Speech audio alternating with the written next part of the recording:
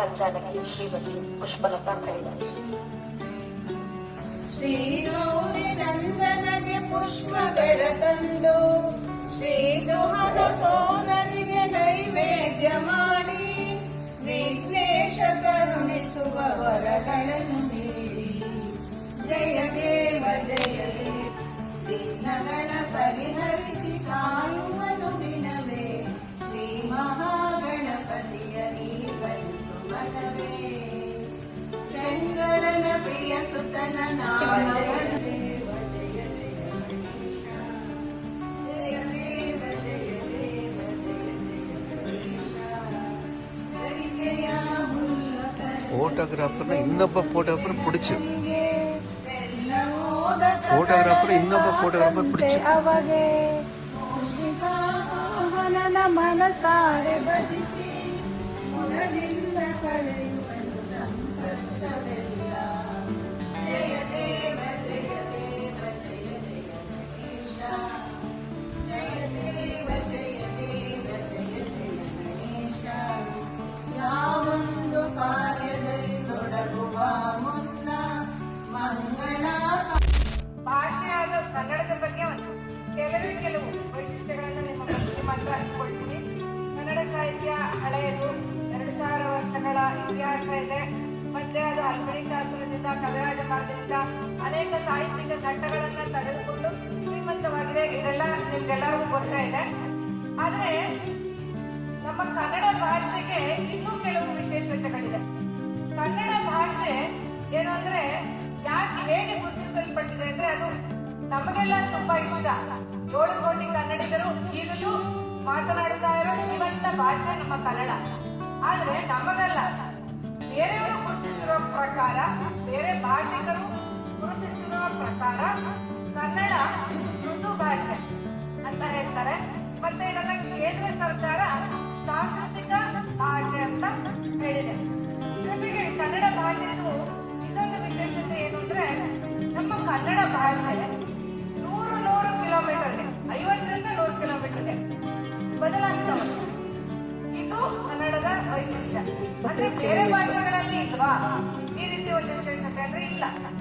ಬೇರೆ ಕಡೆ ಈ ರೀತಿ, ಬೇರೆ ಅಂದ್ರೆ ತೆಲುಗು ಇರ್ಬೋದು, ತಮಿಳು ಇರ್ಬೋದು, ಹಿಂದಿ ಇರ್ಬೋದು, ಅಲ್ಲಿ ಈ ರೀತಿಯ ವೈಶಿಷ್ಟ್ಯ ಬೇರೆ ಭಾಷೆಗಳಲ್ಲಿ ಇಲ್ಲ. ನಿಮಗೆ ಸಾಮಾನ್ಯವಾಗಿ ಗೊತ್ತಿರೋ ಹಾಗೆ ಮಂಗಳೂರು ಕಡೆ ಒಂದು ಭಾಷೆ ಇರುತ್ತೆ, ಆಮೇಲೆ ಹುಬ್ಳಿ ಕಡೆ ಒಂದು ಗಂಡು ಭಾಷೆ ಅಂತ ಹೇಳ್ತೀವಿ ಅಲ್ವಾ. ಉತ್ತರ ಕರ್ನಾಟಕದ ಕಡೆ, ದಕ್ಷಿಣ ಕರ್ನಾಟಕದ ಕಡೆ ಬೇರೆ ಬೇರೆ ರೀತಿಯ ಭಾಷೆಗಳನ್ನ ನೋಡ್ತೀವಿ. ಆದ್ರೆ 100 ಕಿಲೋಮೀಟರ್ಗೂ ಭಾಷೆ ವ್ಯತ್ಯಾಸ ಆಗ್ತಾ ಹೋಗಿದೆ. ಮತ್ತೆ ಹೆಚ್ಚಾಗಿ ನಾವು ಬಳಸುವುದು ಈ ಭಾಷಣಗಳಲ್ಲಾಗ್ಲಿ, ಸಿನಿಮಾದಲ್ಲಾಗ್ಲಿ, ಪತ್ರಿಕೆಗಳಲ್ಲಾಗ್ಲಿ ಬಳಸುವಂತಹ ಭಾಷೆ ಮೈಸೂರು, ಬೆಂಗಳೂರು ಪ್ರದೇಶಗಳಲ್ಲಿ ಇದೆ. ಬೇರೆ ಕಡೆ ಬೇರೆ ಬೇರೆ ರೀತಿಯ ಭಾಷೆ ಇದೆ. ಇದನ್ನ ನಾನು ನಿಮ್ಮ ಹತ್ರ ಹಂಚ್ಕೋಬೇಕಾಗಿತ್ತು.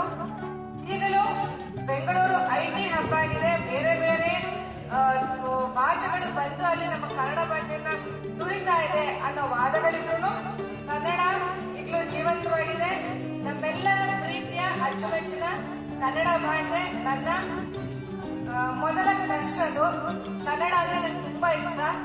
ಆ ಕನ್ನಡ ಭಾಷೆಯ ಬಗ್ಗೆ ನಿಮ್ಮ ಹತ್ರ ಹಂಚಿಕೊಂಡಿದ್ದೀನಿ. ಧನ್ಯವಾದಗಳು. ದೇವಸ್ಥಾನಗಳಲ್ಲಿ ಸಾಕಷ್ಟು ನಾನು ಕೆಲವೊಂದಷ್ಟು ಮನೆಗಳು ಅಪರೂಪ ದೇವಸ್ಥಾನ. ಒಂದು ದೇವಸ್ಥಾನದಲ್ಲಿ ಕರ್ನಾಟಕದಲ್ಲಿ ಬೆಂಗಳೂರಿಗೆ ಹತ್ತಿರವಾಗಿ ಸುಮಾರು 85-90 ಕಿಲೋಮೀಟರ್ ಡಿಸ್ಟೆನ್ಸ್ ಒಂದು ಈಶ್ವರ ದೇವಸ್ಥಾನ. ಆ ದೇವಸ್ಥಾನ ಪ್ರತಿ ದಿನ 3 ದೇವಸ್ಥಾನದಲ್ಲಿ ದೇವರು ಪ್ರತಿದಿನ 3 ಬಣ್ಣಗಳನ್ನ ಮಾಡ್ಕೊಂಡು ಇತ್ತು. ಮಧ್ಯಾಹ್ನ ಸಾಯಂಕಾಲ ಕರ್ನಾಟಕದಲ್ಲಿ ಎಷ್ಟೊಂದು ಕರಾವಳಿ ಸುಮಾರು 350 ಕಿಲೋಮೀಟರ್ ಕಾರವಾರದಿಂದ ಕಾಸರಗೋಡು ನದಿಗಳು ಇದ್ರ ಬಗ್ಗೆ ಮಾತಾಡಿ ತುಂಬಾ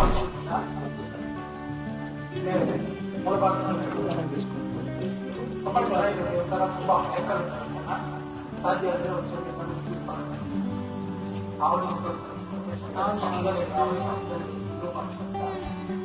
ಟ್ರಾವ್ಲಿಂಗ್ ಹೋಗ್ತಾರೆ. ವಿರೂಪಾಕ್ಷ ವೃದ್ಧಿ ದೇವಸ್ಥಾನ ತುಂಬಾ ಚೆನ್ನಾಗಿದೆ. ಸಾಹಿತಿಗಳು ಎಲ್ಲರೂ ಬಂದು ನಮ್ಮ ಕನ್ನಡ ಭಾಷೆಗೆ ಅತಿ ಹೆಚ್ಚು ಪ್ರಶಸ್ತಿಗಳು ಮುಂದೆ ಬರ್ತವೆ. ಬರಬೇಕಾಗಿತ್ತು 20 ಮುಂದೆ ಬರಬೇಕು ನಿರೀಕ್ಷೆ ಇದೆ. ಏನಾದರೂ ವಿಷಯಗಳಿದ್ರೆ ಮಧ್ಯದಲ್ಲಿ ಕೇಳಿ ಗೊತ್ತಿರೋ ನಾನು ಹೇಳ್ತೀನಿ, ತಿಳ್ಕೊಳ್ಳೋದು ಸೊ ನನ್ನ ಮಾತ್ರ ಇದ್ರ ಬಗ್ಗೆ ಆಗಲೇ ಇದು ಯಶಸ್ಸು ಕುಟೀರದ ಜೊತೆಗೆ ಯಶಸ್ವಿ ಕುಟೀರ ಅಂತ ಭಾವಿಸ್ತೇನೆ. ಆ ರೀತಿ ಒಂದು ವಾತಾವರಣ ಇಲ್ಲಿ ನಮ್ಗೆ ಹೇಳಿಸಿದೆ. ನಾವು ವಿಚಾರಗಳು ಮಾತಾಡ್ತಾ ಇದ್ವಿ. ಮುಂದಿನ ದಿನಗಳಲ್ಲಿ ಇನ್ನೊಂದು ಸರ್ತಿ ಬರಬೇಕು ಅನಿಸ್ತಾ ಇದೆ ನಮಗೆ. ನಾನು ಇವತ್ತಿನ ಮೈಸೂರು ಬಗ್ಗೆ ಹೇಳ್ತಾ ಇದ್ದೇನೆ, ಯಾಕಂದ್ರೆ ಮೈಸೂರು ಇನ್ನೂ ಮೈಸೂರು ಇರೋದ್ರಿಂದ ಗೊತ್ತೇ ಇರುತ್ತೆ. ಆದ್ರೆ ಮೈಸೂರು ಬಗ್ಗೆ ಲೇಖನ ಚಾರಣ ಮಾಡಿದ ಏಕಶಿಲಾ ಬೆಟ್ಟ ಏಷ್ಯಾ ಖಂಡದ ಅತಿ ದೊಡ್ಡ ಎರಡನೇ ಅತಿ ದೊಡ್ಡ ಏಕಶಿಲಾ ಬೆಟ್ಟ ಮಧುಗಿರಿ ಬೆಟ್ಟ ಹತ್ತಿದ ಒಂದು ಅನುಭವನ, ಒಂದು ವೈಶಿಷ್ಟ್ಯದ ನಾನು ನಿಮಗೆ ಹಂಚ್ಕೋಬೇಕು ಅಂತ ಇಷ್ಟಪಡ್ತೀನಿ. ಮಧುಗಿರಿ ಬೆಟ್ಟ ಇದು ಬೆಂಗಳೂರಿನಿಂದ 125 ಕಿಲೋಮೀಟರ್ ದೂರದಲ್ಲಿದೆ. ತುಮಕೂರಿಂದ 25 ಕಿಲೋಮೀಟರ್ ದೂರದಲ್ಲಿದೆ. ಅದು ಏಷ್ಯಾದ ಅತಿ ದೊಡ್ಡ ಏಕಶಿಲಾ ಬೆಟ್ಟ. ಅದು ತುಂಬಾ ಕಡದಾಗಿದೆ, ಸ್ಟ್ರೈಟ್ ಆಗೇ ಇದೆ. ಅದನ್ನ ಹತ್ತಬೇಕಾದ್ರೆ ಸ್ವಲ್ಪ ಖರ್ಚು ಬೇಕೇ ಬೇಕು. 5 ಬಸ್ ನಮ್ಗೆ SPS ಇಂದ ಕರ್ಕೊಂಡು ಹೋಗಿದ್ದು 5 ಬಸ್ ಅಂತ ಮಾಡಿದ್ದು. ಆ ಬೆಟ್ಟದ್ದು ಯೂಟ್ಯೂಬ್ ಅಲ್ಲಿ ಮಾಹಿತಿ ನೋಡೇನೆ 3 ಬಸ್ ಜನ ಕ್ಯಾನ್ಸಲ್ ಆದ್ರು. ಈಗ ಇಷ್ಟೊಂದು ಕಷ್ಟನ ಇಲ್ಲ, ಒಂದ್ಸತಿ ಪ್ರಯತ್ನ ಪಟ್ಟೆ ಬಿಡೋಣ, ಯಾಕೆ ಹತ್ಬಾರ್ದು, ಹತ್ತಿ ಯಾಕೆ ನಾವು ಇದು ಆಗ್ಲಿಲ್ಲ ಅಂದ್ರೆ ವಾಪಸ್. ಎಲ್ಲರಿಗೂ ನನ್ನ ಪೂರ್ವಕ ಧನ್ಯವಾದಗಳನ್ನ ಇಷ್ಟಪಡ್ತೀನಿ. ನನಗೆ ಇವತ್ತು ಕೊಟ್ಟಂತ ಒಂದು ಪ್ರೋತ್ಸಾಹ ಬಹುಮಾನ ಬಹಳ ಇದೆ ಅನಿಸ್ತು, ಬಹಳ ಖುಷಿ ಆಯ್ತು. ಅನ್ಎಕ್ಸ್ಪೆಕ್ಟೆಡ್ಲಿ ಸಿಕ್ಕಿದಂತೂ ಇನ್ನೂ ಖುಷಿ ಆಯ್ತು. ಈ ಊಟ ನನ್ನ ಜೀವನದಲ್ಲಿ ಜ್ಞಾಪಕ ಇಟ್ಕೊಂಡಿರ್ತೀನಿ ಯಾವಾಗಲೂ. ಪ್ರತಿ ಸರಿ ಒಂದು ಊಟ ನಡೆಸಿದಾಗ ಪ್ರೋತ್ಸಾಹ ನಮ್ಮ ಬಳಗದಲ್ಲಿರುವಂತಹ ಕಲಾವಿದರಿಗಾಗಲಿ ಸಾಹಿತಿಗಳಿಗಾಗಲಿ ಒಂದು ಪ್ರೋತ್ಸಾಹ ನೀಡಬೇಕು. ಅವ್ರನ್ನ ನಾವು ಮುಂದೆ ತರಬೇಕು ಅನ್ನೋ ಒಂದು ದೃಷ್ಟಿಯಿಂದ ಪ್ರೋತ್ಸಾಹ ನೀಡೋದಕ್ಕಾಗಿ ನಾನು ಒಂದು ಸಣ್ಣದು ಒಂದು ಪ್ರೋತ್ಸಾಹಗಳನ್ನ ನೀಡ್ತಾ ಇದ್ದೆ.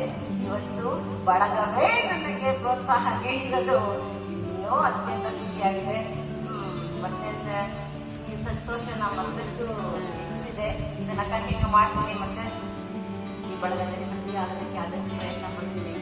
ಸ್ವಲ್ಪ ನೋಡೋಕ್ಕೋಸ್ಕರ ನೋಡಿ ಅಕ್ಕಪಕ್ಕದ ಜನಗಳೆಲ್ಲ ಬಂದು ಸೇರ್ಬಿಟ್ಟಿದ್ದಾರೆ. ಅವ್ರಗಳಿಗೋಸ್ಕರ ಒಂದು ಜೋರು ಚಪ್ಪಡಿ ಅದಕ್ಕೂ ಬಹಳ ಮಾತಾಡಬೇಕು, ಆಡ್ಬೇಕು ಒಂದು ಭಾಷೆ ಏನ್ ಬಂದ್ರೆ ಇದೆಲ್ಲ ಟ್ರಾಫಿಕ್ ಬೆಂಗಳೂರಲ್ಲಿ ಹಾಳಾದ್ರು ಅದಕ್ಕೆ ನೀರು ಶುರುವಾಗ್ಬಿಟ್ಟಿದೆಯಪ್ಪ. ಆಗ ನಾನು ಬೇರೆ ಟ್ರಾಫಿಕ್ ಬರಕ್ ಆಗ್ತಾ ಇಲ್ಲ, ದಯವಿಟ್ಟು ಕ್ಷಮಿಸಿ. ಅಂತ ಹಾಗೆ ನೀವು ಕವಿಗಳನ್ನ ನೋಡ್ತಾ ಇದ್ರಿ, ಕವಿತೆ ಕೇಳ್ತಾ ಇದ್ರಿ, ಸ್ಥಳಗಳನ್ನ ಮಾತಾಡ್ತಾ ಕೇಳ್ತಾ ಇದ್ರೆ ಒಂದ 2 3 ಎಲ್ಲ ಕಡೆ ಹೋಗ್ಬೇಕು ಅಂತ ಆಸೆ ಆಗ್ತಾ ಇದೆ. ಹಾಗಾದ್ರಿಂದ ನಾನೀಗ ಆ ಕಡೆ ಹೋಗಿ ನೋಡ್ಕೊಂಡ್ ಬರ್ತೀನಿ.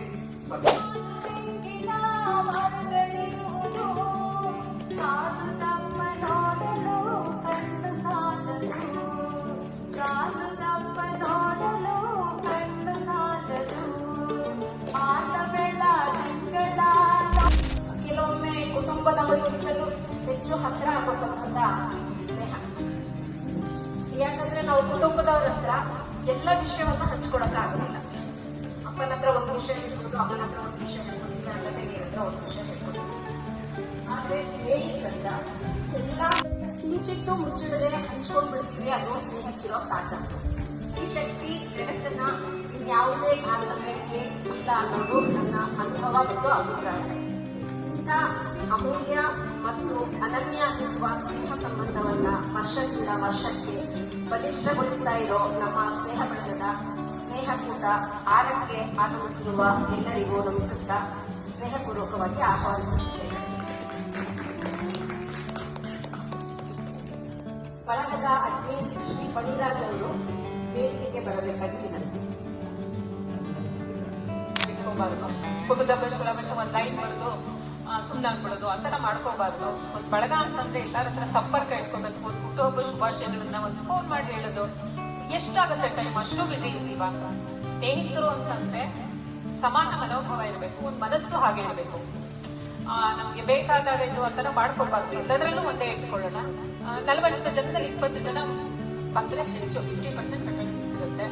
ಆದ್ರೂ ಕೂಡ ನಾನು ಬಿಡದೆ ಈ ಕಾರ್ಯಕ್ರಮನ ತಗೊಂಡು ಹೋಗ್ತಾ ಇದ್ದೀನಿ. ಅದ್ರಿಗೆ ಮುಂಚೆ ನಾನು ಮತ್ತೆ ವಾಪಸ್ ಬರ್ತೀನಿ. ಮತ್ತೆ ಇಲ್ಲ ಅವರು ಹೇಳಿದ್ರು ನನಗೆ ಕಂಟಿನ್ಯೂಸ್ ಏನು ಮಾಡ್ತೀರಾ, ಸದ್ಯನೂ ಬಂದಾಯ್ತು ಬನ್ನಿ ಅಂತಂದ್ರು. ಸರಿ ಎಲ್ಲರೂ ಹಳೆ ಪರಿಚಯ ತಾನೆ ಅಂತ ಧೈರ್ಯವಾಗಿ ಬಂದ್ಬಿಟ್ಟೆ. ತುಂಬ ಖುಷಿ ಆಯಿತು ಬೆಳಿಗ್ಗೆ ಎಲ್ಲರ ಜೊತೆ ನೋಡಿದ್ರೆ.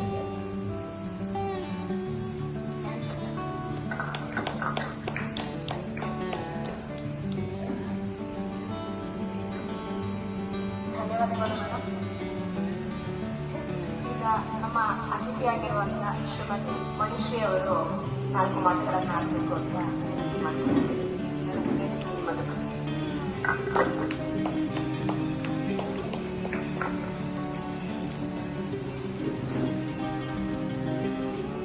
ಸ್ನೇಹ ಬಳಗದ ಎಲ್ಲ ಸ್ನೇಹಜೀವಿಗಳಿಗೆ ಸುಸ್ನೇಹಪೂರ್ವಕವಾಗಿ ಸವಿನಯ ವಂದನೆಗಳನ್ನು ಅರ್ಪಿಸ್ತೀನಿ.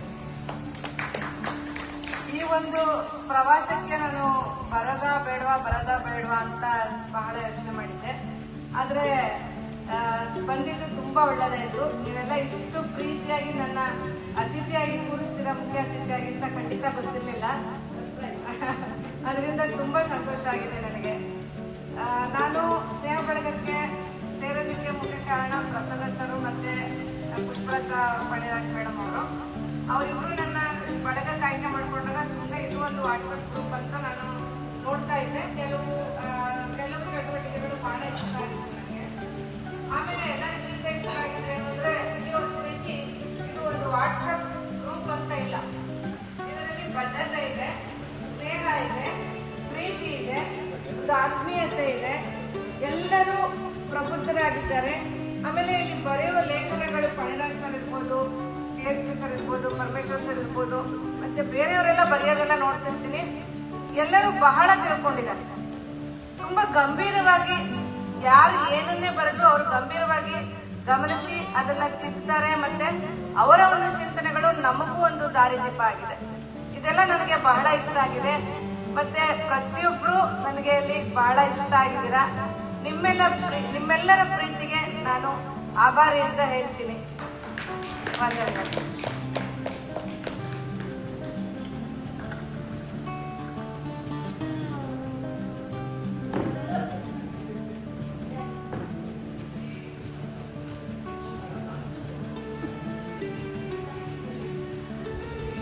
ಪ್ರತಿ ಸಲ ನಮ್ಮ ವೇದಿಕೆಗೆ ನಮ್ಮ ಬಳಗದ ಸದಸ್ಯರನ್ನೇ ವೇದಿಕೆಗೆ ಕೂರಿಸ್ತೀನಿ. ನಮ್ಮ ಮದುವೆಯಿಂದಲೂ ಅಷ್ಟೇ, ಕೂಡ್ಲಿಗೆ ಬೊಮ್ಮಾಗಲಿ ಪರಮೇಶ್ವರ್ ಸರು, ಮಾಮೂಲಿನ ಸರ್ ಬಂದಿದ್ರು, ಸಮೃದ್ಧಿ ಬೊಮ್ಮನೆ ಮಹೇಶ್ ಸರು ಮತ್ತೆ ಕಲಾಪ್ರಸಾದ್, ಹಾಗೆ ಕಣಿಯಾರತಿ ಗೌತಚಾರಿ ಸರ್, ಪ್ರಸನ್ನ ಸರ್ ಬಂದಿದ್ರು. ಹೀಗೆ ಒಂದೊಂದು ವಾಡಿಕೆ ಮಾಡ್ಕೊಂಡಿದ್ದೀವಿ. ನಮ್ಮ ಬಳಗದ ಸದಸ್ಯರ ವೇದಿಕೆ ಮೇಲೆ ಕೂತ್ಕೊಳ್ಳಿ ಅನ್ನೋ ಆಶಯ ಇತ್ತು. ಎಲ್ಲರಿಗೂ ಒಂದೊಂದ್ಸಲಿ ಅವಕಾಶ ಸಿಗುತ್ತೆ ಅಂತ ಅಷ್ಟೇ. ಈ ಸರಿ ಡಾಕ್ಟರ್ ಮಣಿಶ್ರೀನೇ ಕೂರಿಸ್ಬೇಕು ಅಂತ ನನಗೆ ಯಾಕೆ ಆಸೆ ಆಯಿತು ಅಂದರೆ, ಆಕೆ ನಗದನಿಕೆ, ಉಪನ್ಯಾಸಕಿ, ಕವಯತ್ರಿ, ಲೇಖಕಿ, ಒಂದು ಡಾಕ್ಟರೇಟ್ ತಗೊಂಡಿದ್ದಾರೆ, ಇನ್ನೊಂದು ಡಾಕ್ಟರೇಟ್ ತಗೊಳ್ಳೋದ್ರಲ್ಲಿದ್ದಾರೆ, ಯೂಟ್ಯೂಬ್ ಮಾಡ್ತಾರೆ. ಇಷ್ಟೆಲ್ಲ ಆದರೂ ಅಷ್ಟು ಪಾಂಡಿತ್ಯ, ಅಷ್ಟು ಜ್ಞಾನ ಎಲ್ಲ ಇದ್ರು ನಮ್ಗಳ ಎಲ್ಲರ ಜೊತೆ ಅವ್ರು ಹೆಂಗ್ ಮಾತಾಡ್ಸಿದ್ರು ಅದನ್ನೇ ಖುಷಿ ಪಟ್ಕೊಂಡು ಚಿಕ್ಕ ಮಗು ತರ ಇವತ್ತು ಖುಷಿಯಾಗಿ ಅವ್ರ ಇದ್ದಿದ್ದು ನೋಡಿ, ಎಲ್ಲೂ ತನ್ನ ವಿದ್ಯೆ, ತನ್ನ ಪಾಂಡಿತ್ಯದ ಒಂದು ಅಹಂಕಾರವನ್ನ ತೋರಿಸ್ದೆ ಎಷ್ಟು ಸರಳವಾಗಿ ಎಲ್ಲರ ಹತ್ರನೂ ಮಗು ತರ ಬೆರೆತಿದ್ದು ನನಗೆ ಬಹಳ ಸಂತೋಷ ಆಯ್ತು. ಮಣಿಶ್ರೀ ಅವರೇ ಹೀಗೆ ನಮ್ಮ ಜೊತೆ ಇರಿ. ಮಾರ್ಚ್ 8 ಮಹಿಳಾ ದಿನಾಚರಣೆ ನಿಮ್ಗೆಲ್ಲ ಗೊತ್ತಿರೋ ವಿಷಯ. ಈ ಮಾರ್ಚಲ್ಲೇ ಮಾಡ್ತಾ ಇರೋದ್ರಿಂದ ನಾನು ನಮ್ಮಲ್ಲಿರೋ ಒಂದು ಉತ್ತಮ ಮಹಿಳೆಗೆ ಯಾಕೆ ಸನ್ಮಾನ ಮಾಡಬಾರ್ದು, ಕೂರಿಸಿ ಒಂದು ಒಳ್ಳೆ ಅವಕಾಶ ಅಲ್ಲ ಅಂತ ಅಂದ್ಬಿಟ್ಟು ಒಂದು ಮನಸ್ಸಲ್ಲಿ ಯೋಚನೆ ಮಾಡಿ ಅದು ನಮ್ಮ ಡಾಕ್ಟರ್ ಮಣಿಶ್ರೀನೇ ಯಾಕೆ ಆಗಬಾರ್ದು ಅಂತ ಅನ್ಕೊಂಡೆ. ಹಾಗಾಗಿ ನನ್ನ ಸ್ನೇಹ ಬಳಗದ ಪರವಾಗಿ ಡಾಕ್ಟರ್ ಮಣಿಶ್ರೀ ಅವರಿಗೆ ಆದರ್ಶ ಮಹಿಳೆ, ಉತ್ತಮ ಮಹಿಳೆ ಅಂತ ಹೇಳಿ ಸನ್ಮಾನ ಮಾಡ್ತಾ ಇದ್ದೀನಿ ಸ್ನೇಹ ಬಳಗದ ಪರವಾಗಿ.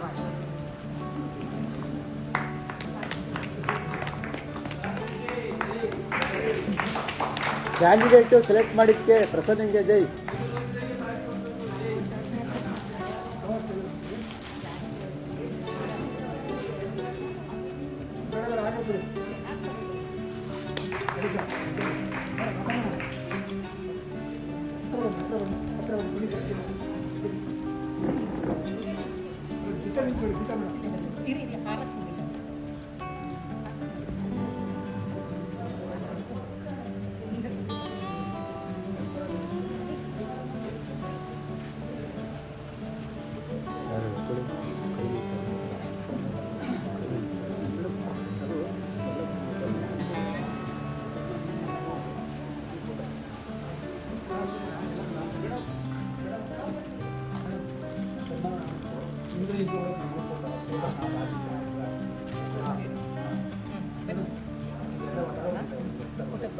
ಬನ್ನಿ ಎಲ್ಲರೂ.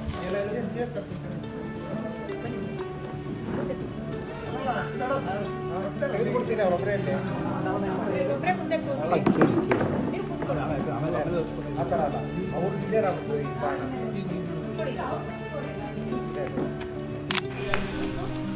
ಬಹುಮಾನ ವಿತರಿಸಿದ ಡಾಕ್ಟರ್ ಮಣಿಶ್ರೀ ಅವರಿಗೆ ಧನ್ಯವಾದಗಳು.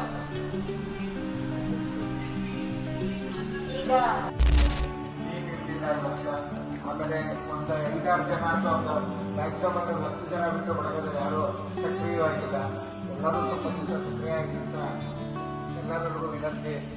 ಆಮೇಲೆ ಈ ಅಟ್ಲೀಸ್ಟ್ ನಾವು ಮುಖ್ಯಸ್ಥನ ಅಥವಾ ಪರ್ಸನಲ್ ಆಗಿ ಎಲ್ಲರೂ ಕಾಲ್ ಮಾಡಿ ಅವ್ರನ್ನ ಕೇಳಿದ್ರೆ ಒಂದು ಶುಭ ಕೊಟ್ಟರೆ ಇನ್ನಷ್ಟು ನಮ್ಮ ಆತ್ಮೀಯತೆ ಇನ್ನೊಂದು ಅಷ್ಟೇ ಆಗುತ್ತೆ ಅಂತ ನಾನು ಅನ್ಕೋತೀನಿ. ಆಮೇಲೆ ಬಳಗದಲ್ಲಿ ಬೇರೆ ಕಂಪ್ನಿನವರು ಕೊಡಬೇಕು. ಕೊಡೋದು ಅವರು ಕಾಪಿ ಪೇಸ್ಟ್ ಮಾಡಲಿ ಅವರೇ ಮಾಡಲಿ ಆಕ್ಟಿವ್ ಆಗಿರ್ಬೋದು. ಆಕ್ಟಿವ್ ಆಗಿರಬೇಕು ಅನ್ನೋದೇ ಎಲ್ಲರೂ ವಿದ್ಯಾವಂತರನ್ನ ಎಲ್ಲರೂ ಖಾಲಿ ಹೋಗಿ DSP ತರ ಮಹೇಶ್ ತರ ಯಾರು ಟ್ಯಾಲೆಂಟೆಡ್ ಏನಲ್ಲ. ಯಾರು ಗೊತ್ತಿರೋದು ಏನ್ ಗೊತ್ತಿರೋದನ್ನ ಮಾಡ್ತೀವಿ. ಇವಾಗ ಅವ್ರ ನನಗಾದ್ರೆ ಕಲಾವಿದರು ಅಂದ್ರೆ ಸಾಹಿತ್ಯದಲ್ಲಿ ಅವ್ರಿಗೆ ಅಭಿರುಚಿ ಇದೆ. ಆ ಒಂದು ಏನ್ ಹೇಳ್ತೀವಿ ಸಾಹಿತ್ಯ ಕೃಷಿ ಮಾಡ್ತಾರೆ. ಏನೋ ಓದೋದು ಮಾಡೋದು ಪ್ರತಿಯೊಂದನ್ನು ತಿಳ್ಕೊಂಡಿರ್ತಾರೆ. ಇವಾಗ ನನಗೂ ಅಷ್ಟೇನೆ ಆಫೀಸ್ ಒತ್ತಡದಲ್ಲಿ ಇವಾಗ ಕನ್ನಡ ಸೇವೆ ಇದ್ರ ಬಗ್ಗೆ ಏನಾದ್ರು ಮಾತಾಡೋಣ ಅಂತ ಆನ್ಲೈನ್ ಕೊನೆಗೆ ನಾನು ಇದು ಮಾಡೋದು ಕೆಲವು ಸರಿ ಆಗುತ್ತೆ. ಈ ವಿಲ್ಲಾದಲ್ಲಿ ಅಂದ್ರೆ ಈ ರೆಸಾರ್ಟ್ ಅಲ್ಲಿ ಮಾಡ್ಕೊಟ್ಟಿದ್ವಿ. ಈಗ ನನ್ನ ತಮ್ಮನ ಮಗಳದು ಎಂಗೇಜ್ಮೆಂಟ್ ಇಲ್ಲೇ ಆಗಿತ್ತು. ಒಂದು 20 days ಆಯ್ತಿಲ್ಲ ಎಂಗೇಜ್ಮೆಂಟ್ ಆಗಿ. ನನ್ನ ತಮ್ಮನ ಮಗಳು ಮದುವೆ ಮಾತ್ರ ಅಲ್ಲಿ ಬುಕ್ ಮಾಡಿದ್ದಾರೆ. ಯಾಕೆಂದ್ರೆ ಜನ ಜಾಸ್ತಿ ಆಗ್ತಾರೆ, ಇಲ್ಲಿ ಮೇಂಟೈನ್ ಮಾಡೋಕ್ಕಾಗಲ್ಲ ಅಂತ ಅಲ್ಲಿ ಬುಕ್ ಮಾಡಿದ್ದಾರೆ. ಸೊ ಈ ತರ ಫೆಸಿಲಿಟೀಸ್ಗಳು ಎಲ್ಲರೂ ಸದುಪಯೋಗ ಮಾಡ್ಕೋಬೇಕು. ಕಡಿಮೆ ಬಡ್ಜೆಟ್ ಅಲ್ಲಿ ಒಳ್ಳೆ ಫುಡ್ ಎಲ್ಲ ನಾವು ಆರ್ಡಿನರಿ ಪೀಪಲ್ ಖರ್ಚು ಅಡಿಗೆ ಮಾಡ್ಸೋದಿಲ್ಲ. ನೀವೇನ್ ಮೆನು ಕೊಡ್ತೀರಾ ಅದೇ ಮೆನು ಕೂಡ ಮಾಡಿಸ್ಕೊಡ್ತೀವಿ. ನಮ್ಮ ಮೆನು ಕೊಡ್ತೀವಿ, ಆದ್ರೆ ನಿಮ್ಗೆ ಏನಾರ ಚೇಂಜಸ್ ಬೇಕು, ನಮ್ಗೆ ಇದೆಲ್ಲ ಇದ್ಬೇಕು ಅಂತ ಹೇಳಿದ್ರೆ ಅದು ಕೂಡ ಮಾಡಿಸ್ಕೊಡ್ತೀವಿ. ಬಂಗಾರ ತಿರುಪತಿ ಕೇಳಿದೀರಾ ಅನ್ಸುತ್ತೆ ಕೋಲಾರವರು, ಅಲ್ಲಿ ಪುರೋಹಿತರು ಷಷ್ಠಪೂರ್ತಿ ಶಾಂತಿ ನೆಕ್ಸ್ಟ್ ಮಂತ್ ಇದೇ ಡೇಟ್. ಅವರು ಆಕ್ಚುಲಿ ದೇವಸ್ಥಾನದಲ್ಲಿ ಮಾಡುವಂತ ಕಾರ್ಯಕ್ರಮ ಅದು ಷಷ್ಠಪೂರ್ತಿ ಶಾಂತಿ ಕಾರ್ಯಕ್ರಮ ಅಂತವ್ರು ಇಲ್ಲಿ ಮಾಡ್ತಾ ಇದ್ದಾರೆ. ಯಾಕೆಂದ್ರೆ ಇದು ಪವಿತ್ರ ಸ್ಥಳ, ಇಲ್ಲಿ ಜಾಗ ಬೇಕು ಸಾಲ ಅಂತ ಅಲ್ಲಿ ಒಂದು ಹುಡ್ಕೊಂಡು ಬಂದು ಇಲ್ಲಿ ಮಾಡ್ತಾ ಇದ್ದಾರೆ ಆ ಪ್ರೋಗ್ರಾಮ್. ಸೊ ಅದಕ್ಕೆ ನಾನು ಹೇಳೋದೇನಂದ್ರೆ ನಿಮಗ್ ಗೊತ್ತಿರೋರಿಗೆ ಅಥವಾ ನಿಮ್ ಕಡೆಯಿಂದ ಯಾರು ಇರೋರಿಗೆ ಒಂದು ಸಜೆಸ್ಟ್ ಮಾಡಿ, ಈ ತರ ಒಂದು ಫೆಸಿಲಿಟೀಸ್ ಇದೆ ಉಳಿಸ್ಕೊಳ್ಳಿ, ಏನು ಒಂದು ಕಾರ್ಯಕ್ರಮನ ಮಾಡ್ಕೊಳ್ಳಿ ಅಂತ ಹೇಳಿ ಅವ್ರಿಗೆ ಸಜೆಷನ್ಸ್ ಕೊಡ್ಬೇಕು. ಆಗ ಇದನ್ನೊಂದು ಚೂರು ಅಭಿವೃದ್ಧಿ, ಯಾಕೆಂದ್ರೆ ನೀವು ನೋಡ್ತಾ ಇದ್ದೀರಾ ಈಗ ಸಾಟರ್ಡೆ ನಾವು 2 ಬ್ಯಾಚ್